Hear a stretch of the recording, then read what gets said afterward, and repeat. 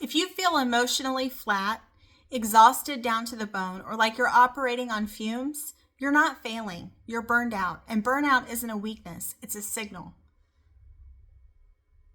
Let's talk about the quiet collapse. Before we begin, I want you to breathe. Not deeply, not perfectly, but just enough to feel your ribs move. Because today, I want to talk to the mom who feels like she's running on emotional credit. The mom who keeps pushing, even though there's nothing left to push with.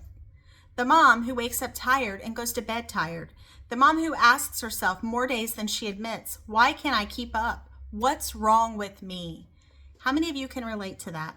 I know that I can, especially going to bed tired, waking up tired, and still being tired. Burnout is not loud. It doesn't announce itself. It doesn't fall apart in one big moment. It's the slow erosion of a mother who keeps showing up while her own needs remain unmet. It's the collapse that happens in the quiet corners, the bathroom floor, the parked car, the shower with the water running so no one hears. If that's where you are, I need you to know, nothing about your experience deals with your personal failure. You're not broken, you're depleted. And depletion can be restored. So if this is your first time tuning in, I'm Buffy. I'm a women's lifestyle creator on YouTube, TikTok, and Instagram. And I also have another podcast if you're a true crime junkie called Grace and Gavel. So if you want to check that out, feel free. It's also on YouTube, similar to this one. And I deal with a lot of women's lifestyle issues. My username is pretty uniform across the board, Recovering Perfectionist Mama, or Recovering Perfectionist 8, I think, on TikTok, which is very similar. I'll probably be changing it again soon here, so that they all match. So let's next talk about the real state of burned out mothers. Modern motherhood has become a marathon without water stations. You are carrying constant emotional vigilance, the mental load of every moving piece, high stakes decision fatigue, guilt that rides shotgun, pressure to be gentle, calm, and composed, and zero time to reset, zero predictable support, expectations built on doing everything for everyone. Burnout isn't caused by one overwhelming moment. It's caused by too many days without restoration. You're not tired because you're weak. You're tired because you're human. The science, what burnout really is. Burnout is nervous system exhaustion and plus emotional depletion plus identity compression. Here's what happens biologically. Chronic stress response. Your system keeps releasing stress hormones until eventually it stops responding altogether. 2, emotional numbing. Your brain protects you from overwhelm by turning down emotional volume, including joy, which is unfortunate because I think that joy could potentially balance some of the other. Cognitive fatigue, number 3. Planning, anticipating, worrying, deciding all drain your prefrontal cortex. 4, identity erosion. You stop recognizing yourself outside of survival mode and everything becomes too much. Burnout is not a mindset. It's a physiological collapse from prolonged overfunctioning. Let's talk about the roots of mom burnout. There are 5 roots we need to name. Root 1, invisible emotional labor. You manage the emotional tone of the entire house. You regulate everyone else, but who regulates you? Root 2, the mental load. You carry the plans, reminders, calendars, meals, birthdays, logistics, the unseen brain work. And there is such a thing as brain exhaustion, guys. I know, and a lot of you probably have experienced it. Root 3, performance conditioning. You were raised to be good, helpful, pleasant, accommodating, and now you feel guilty when you rest. Root 4, over-responsibility. If you don't do it, it won't get done. So you shoulder more than your body can sustain. Root 5, lack of true restoration. Modern moms rest while still doing. Scrolling, planning, cooking, managing, absorbing. Nothing ever resets the system. Burnout isn't about energy. It's about unmet needs plus unrelieved pressure plus unshared load.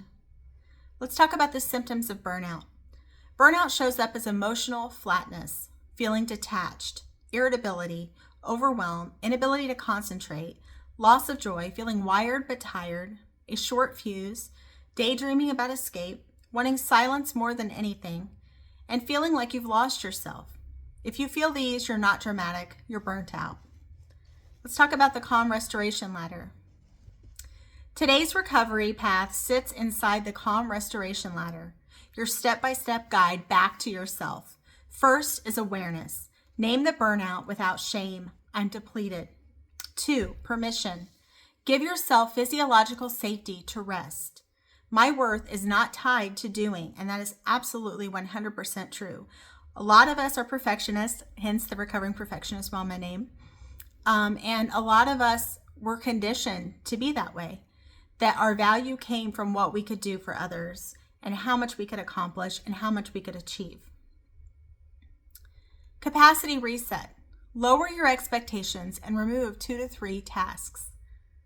4, nervous system restoration. Use regulation tools to bring your body back online. 5, support activation.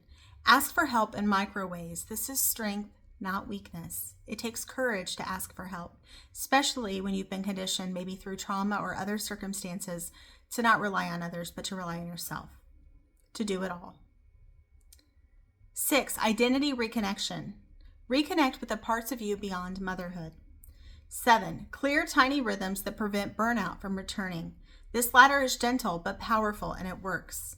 Let's talk about actionable strategies and tips. Here's the part you can apply today. 1, the 90-second reset. Sit.